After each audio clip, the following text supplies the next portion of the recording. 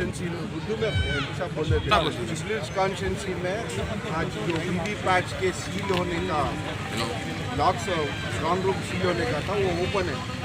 तो हमारे तो एकदम इंफॉर्मेशन आया कि स्ट्रॉन्ग रूम ओपन है और वीवीपैट्स में पूरे जो भी सीलें जुबली कॉन्स्टिट्यूंसी जैसे हम आते कि यहाँ GHMC ऑफिसरों को या इलेक्शन में जो ऑफिसर ड्यूटी यहाँ डाले उन लोगों को बोल के ओपन कराए, ओपन करते कि एक वीवीपैट में एक बॉक्स में भी एक स्लिप भी नहीं है।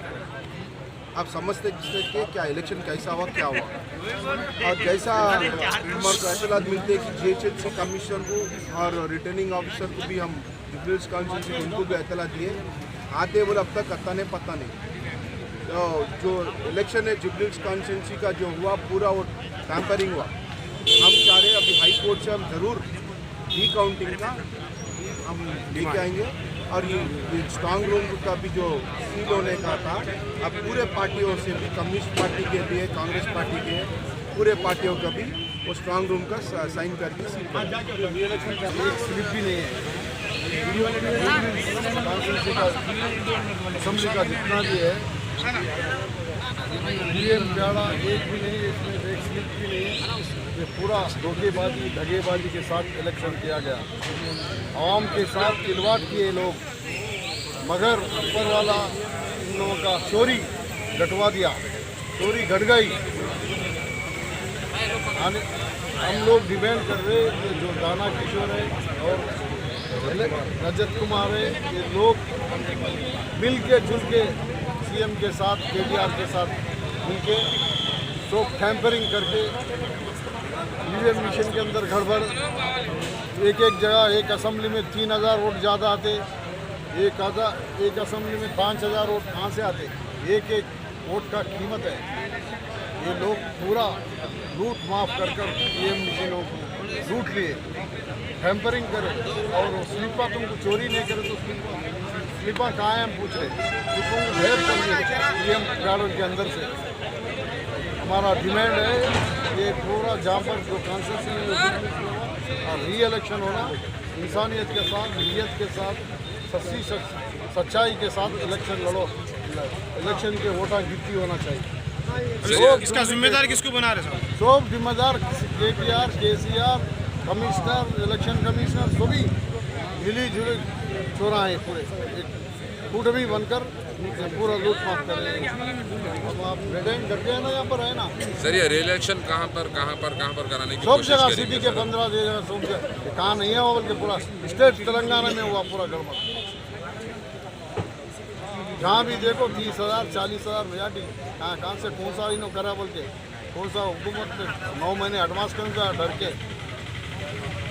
अब बोल रहा ये सब पहले दोनों मिल के आए तो गड़बड़ न कर सकते बोल के अलग करा लिया इलेक्शन, 9 महीने पहले कर लिया। तो MP है, MLA वो तो हिंदुस्तान के मिशन आते, ये मिशन कौन इससे गुत्ता बात कर लिया कि इसमें हो गया गड़बड़। ये इलेक्शन स्टार्ट होने से पहले से कई डाउटफुल्स थे हमारे को। इलेक्शंस का जो फेक वोट्स के ऊपर पब्लिक पूरा गड़बड़ होने से हमारे से गलती हुआ बोल के CEO साहब बोले। एक फेक वोट्स, कई लाख वोट्स फेक वोट्स थे, कई वोट्स डिलीट करे।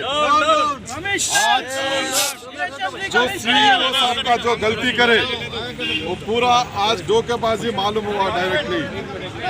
वीवीपैट्स में जो स्लिप्स रहता वो मिनिमम 6 महीने तक वो स्लिपा निकालने का हक इलेक्शन कमिश्नर को भी नहीं है, मगर इलेक्शन का रिजल्ट आके 1 महीने भी नहीं हुआ। आज ये 15 कॉन्स्टिट्यूंसी में हम एक में देखे खाली जुबलीस में जो वीवीपैट देखे उसमें एक भी स्लिप नहीं है। इसकी मतलब क्या है? कानून के खिलाफ हम जो भी करें तो बोलते चलते बोल के है, हम CPI के जानिब से डिमांड कर रहे इलेक्शन पूरा फॉल्स करें। इसीलिए पूरा ये जो तेलंगाना में हुआ वो डिसॉल्व करके MP इलेक्शन के साथ MLA इलेक्शन होना बोल के हम हमारा पार्टी के तरफ से डिमांड कर रहे हैं। ये सीईओ भी समझना, आज हुकूमत में फेवर में करने का कोशिश करे तो इससे पहले भी कई IAS IPS ऑफिसर जेल को गए। कल अगर मालूम हो तो आपको भी जाने पड़ता, ये सोचना चाहिए बोल के मैं और एक बार पब्लिक को भी जो धोखेबाजी हुआ वो सोचना बोल के मैं डिमांड कर रहा हूँ। राजा तेलुगु मीडिया